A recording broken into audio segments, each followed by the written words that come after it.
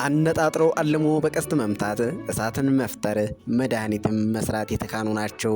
የተከበራችሁ የዩቲዩብ ተከታዮቼ ዛሬ የማቀርብላችሁ በ21ኛው መቶ ክፍለ ዘመን ላይ ያሉ እንደ ድንጋይ ዘመን የሚኖሩትን ህዝቦች ይሆናል። ይህን ቪዲዮ ላይክ እና ሰብስክራይብ በማድረግ ይጀምሩ። ወደ ኋላ ተጉዘን የድንጋይን ዘመን እናስታውሳቸው። ይህንን ስንላችሁ ለማስታወስ እንጂ ያለፈ የቆየ ታሪክ አይደለም፣ አሁን እየተደረገ ያለ ነገር እንጂ። በ21ኛው ሴንቸሪ አለ ብለው ላያምኑ ይችላሉ፣ ግን ስንነግራችሁ ማመናችሁ አይቀርም። እነዚህ በምስልና በቪዲዮ የምትመለከቷቸው አህዛቢ ህዝቦች ይባላሉ። በአፍሪካ ውስጥ በታንዛኒያ ጫካ ውስጥ ይኖራሉ። መቼም የሰው ልጅ አፈጣጠሩ ይለያል እንዲሉ እነዚህ ሰዎች ታምር ነው አፈጣጠራቸው ያስበላል። እንደምታዩቸው በጋራ ሆነው ጫካ ውስጥ በመኖር ህይወታቸውን ያሳልፋሉ። ከነሱ አልፈው ውሾቻቸው በጫካ ውስጥ አብሯቸው ይኖራሉ። ሀድዛዎች አያርሱም፣ አያጭዱም፣ አይቆፍሩም፣ አይዘሩም። ኑሯቸው በጫካ ውስጥ ነው። እነሱ የሚተዳደሩት በአደን ሲሆን እድል ቀንቷቸው ከቤታቸው ሲወጡ ቢያንስ አንድ የዱር እንስሳ ይዘው ወደ መኖሪያ ጫካቸው ማምራታቸው አይቀሬ ነው። ተመራማሪዎች እንደሚሉት ይህን ኑሮ ካደረጉ 5500 ዓመታት ሆኖታል ይላሉ። ከዘመናዊ ዓለም የተዋወቁት ግን ከ150 ዓመት ቢሆነው ነው ብለው በጥናት አረጋግጠዋል።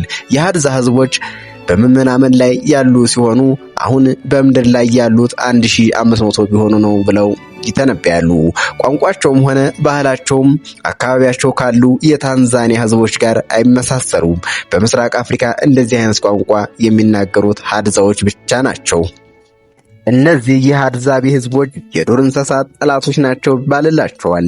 በተለይ ለዝንጀሮዎች ጠንቅ ናቸው። ቀስታቸውን አዘጋጅተው ለአደን በጋራ ያወጣሉ። ቀስታቸው ወርውረው አይስቶም የሚባልላቸው ሀድዛቢዎች ብዙ ጊዜ ወደ አደን ሲወጡ በጋራ ስለሆነ ከሁሉም ቢያንስ አንዱ በቀስት መጥቶ አንድ ዝንጀሮ ገድሎ አዝሎ መግባቱ አይቀሬ ነው። እነዚህ ለማየትም ለመስማትም የሚከብዱ ህዝቦች ዝንጀሮውን ከዛፍ ላይ እንዳለ አነጣጥረው ቀስቱን ሲወረውሩ የተደበቀው ወይም ተደብቅ ያለው ዝንጀሮ በቀስት ተመቶ ከዛፍ ላይ ወደ መሬት እንደተቆረጠ ዛፍ መከስከስ አይቀሬ ነው። ልብሳቸው የዝንጀሮ ቆዳ በጀርባቸው እንደ ጃኬት ይጠቀሙበታል። ጫማቸው ደግሞ ከጎማ የተሰራ ነው። እንደኛ ሀገር አጠራር በረባሶ ልንለው እንችላለን። ከሀድዛ ህዝቦች ጋር ለመገናኘት መጀመሪያ ዳሬ ሰላም ቀጥሎ አሩሻ እንሄዳለን። ከአሩሻ ወደ ካራቱ የ4 ሰዓት መንገድ ይዘን በመኪና እንጓዛለን። ነገር ግን ካላስጎብኝ የሀድዛን ህዝቦች ማግኘት አይቻልም። ምክንያቱም ጫካ የሚኖሩ ህዝቦች ምን እንደሚያደርጉ ስለማይታወቅ ነው።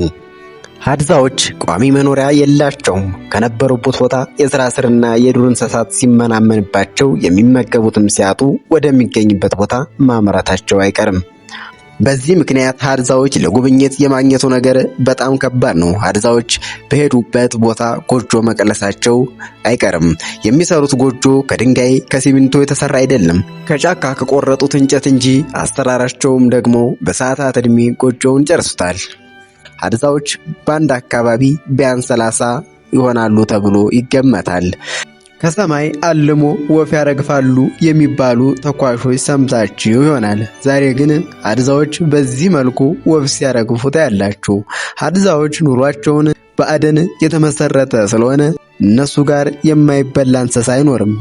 አይበሉትም ወይም አብረዋቸው ይኖራሉ የሚባሉት ውሾቻቸው ናቸው። አደን ሲወጡ ውሾቻቸውን ይዘው ስለሆነ በአደን ያግዟቸዋል። የሚያግዟቸው ትንንሽ የሆኑ አውሬዎችን ነው። በአደን ሰዓት አዳኙ በቀስት መጥቶ ከጣለ በኋላ ውሾቹ ቅርጥፍጥፍ አድርገው ስለሚበሉት ከውሾቹ ማስጣድ የተለመደ ስራቸው ነው። ውሾች በባህሪያቸው ማሽተት ስለሚችሉ ሀድዛዎች ውሾቻቸውን ወደፊት በማስቀደም ከኋላቸው እየሮጡ ይከተሏቸዋል። ውሾች ካጠገባቸው ወደ ጫካ ከሮጡ አንዳች ሲሳይ ተዘጋጅቷል ማለት ነው። በዚህ አጋጣሚ ውሾች ወደ ሄዱበት አብረዋቸው ተከትለዋቸው ይሮጣሉ። ለሀድዛ ህዝቦች አልሞ መሳት የአካባቢውን ማህበረሰብ ማስራብ ነውና አልሞ መሳት አይታሰብም። በቀስት መተው ከጣሉ በኋላ ተረባርበው ቀጥቅጠው ይገሉታል። በትከሻቸው ወይም በወገባቸው አዝለው ወደ ተሰማሩበት ተሸክመው በጋራ እየተቀባበሉ ወደ መኖሪያቸው ያቀናሉ። አደን እንደሚያስቡት ቀላል አይደለም። ምክንያቱ ምንድነው ቢሉ ብቃትና እውቀት ያስፈልጋል። ለምን ቢሉ አንዳንድ ታዳኞች በድምፅ በሽታ ቶሎ የመስማት አቅም ስላላቸው አድዛዎች እነዚህን ታዳኞች ባህሪ ጠንቅቀው ስለሚያውቁ በዘዴ ያድኗቸዋል። በዚህ ላይም ለማደን ብቻ ሳይሆን ለመታደንም እንደሆነ ማወቅ አስፈላጊ ነገር ነው። እንደ ነብር፣ አንበሳ ያሉ አውሬዎች ጋር የመፋጠጥ እድል አለና ስለዚህ ብቃትና እውቀት ሊኖረው ይገባል። ስለዚህም አድፍጠውና አነጣጥረው ማለም ይገባል። በዚህ ላይም ሀድዛዎች ይህንን የተካኑ ናቸውና ለማደን ሲወጡ እነዚህም ባህሪያት ተላብሰው ነው የሚወጡት። ከሚያድኑት አንዱ ይጣፍጣል የሚሉት የዝንጀሮ ስጋ ነው። ምግባቸው ከተመገቡ በኋላ የሚጠጡት ውሃ ምንጭ ነው። ያን ያህል ጥራት ባይኖረውም ለምደውታልና አያማቸውም። አንዳንድ ጊዜ መሬት መቆፈር ይወዳሉ። በዚህ ላይም ቁፋሮውን ውሾች ያግዟቸዋል።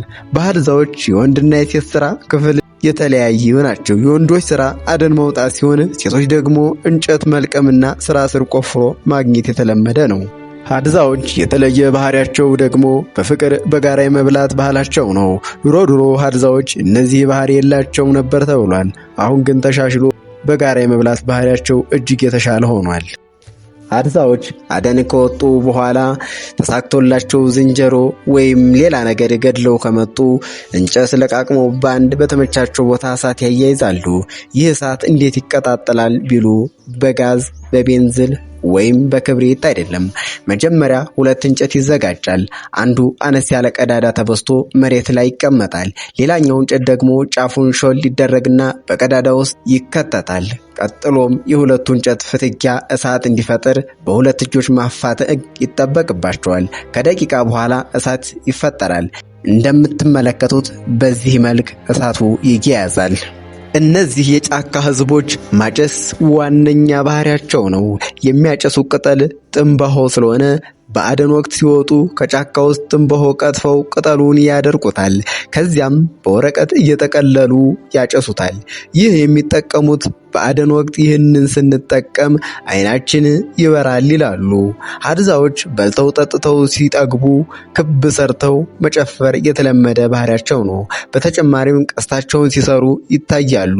ቀስታቸውን ሲሰሩ ልምጭ ቆርጠው ጫፉን ለቀስት እንዲሆን ቅርጻቸውን ካወጡ በኋላ እሳት በማያያዝ እርጥቡን ልምጭ ቀጥታውን ያልያዘ ከሆነ በእሳት በማሞቅ ቀጥታውን እንዲጠብቅ በጥርሳቸው በማኘክ ቀጥ ያለ ቅርጽ እንዲኖረው ያደርጋሉ።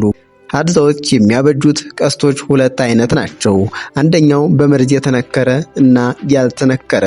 ለምን ይህንን ያደርጋሉ ቢሉ በመርዝ የተነከረው ቀስት የሚጠቀሙት በመጠን ከፍ ያሉ ታዳኞች አደገኛ ለሚባሉ እንስሳት ይጠቀሙበታል።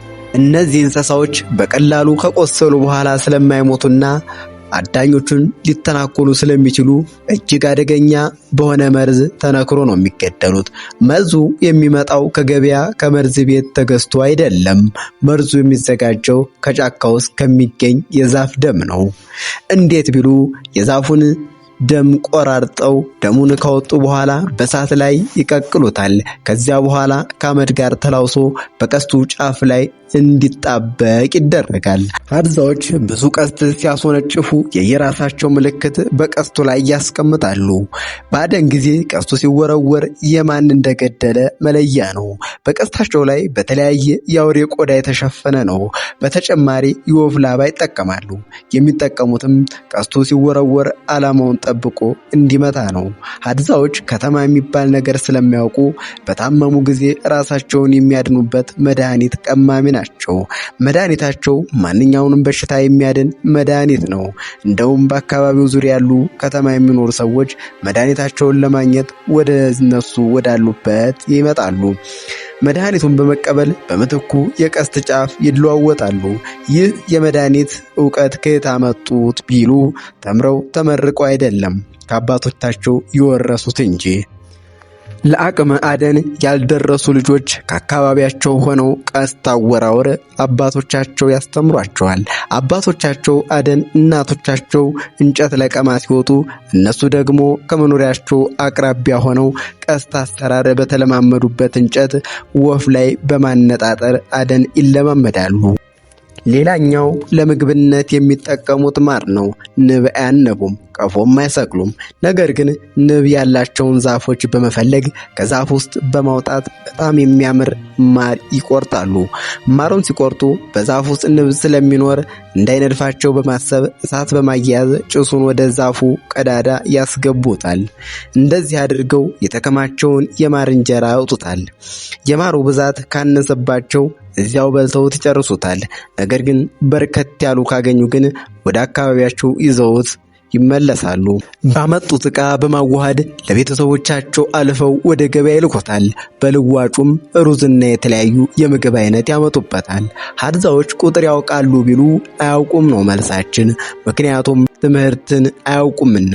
አጋጣሚ ከውስጣቸው ከ1 እስከ 5 ካወቀ የገበያ ሰው እሱ ነው።